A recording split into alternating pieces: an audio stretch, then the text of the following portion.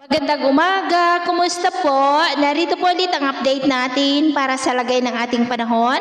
Ngayong umaga po ng March 16, 2024 na kung saan sa ngayon po ay may mahinang daloy ng hanging amihan dito po sa Luzon. Next week po, posibleng sa Miyerkules ay muli po nalalakas ang bugso ng hanging amihan pero saglit lamang po. At ito naman po ay pinapakita ng forecast model natin po ang ginagamit hanggang po sa susunod na 2 linggo. At sa lagay ng ating panahon, ngayong madaling araw ay may mga isolated rains. Diyan po sa ilang bahagi ng Santa Ana, Maconacon, Divilacan, Palanan, Aurora, Quezon, Santa Elena, ilang bahagi po ng Camarines Sur, Catanduanes, Legazpi, ilang bahagi ng Batangas, Benguet, Mountain Province, Rojas sa may Palawan, ilang bahagi ng Aklan, Cadiz, Escalante, Cebu, ilang bahagi ng Bohol, Leyte, Samar Provinces, Dinagat Island, dyan po sa may Zamboanga, Sibugay. At sa nalalabing bahagi ng ating bansa, generally fair weather po tayo.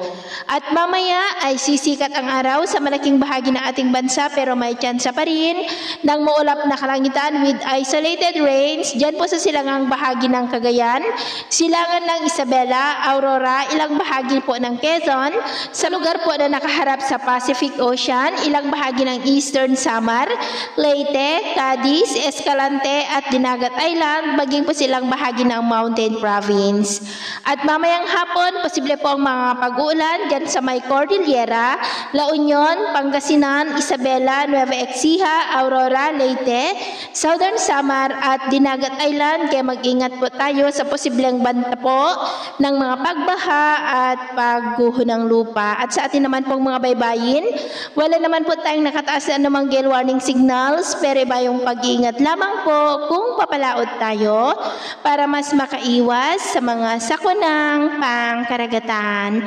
So, yun po ng latest update natin sa araw na ito. At ako pumuli si James na nagsasabing sa kahit anong pagsubok po na darating sa ating buhay, huwag po tayong mawawalan ng pag-asa. Thank you and God bless.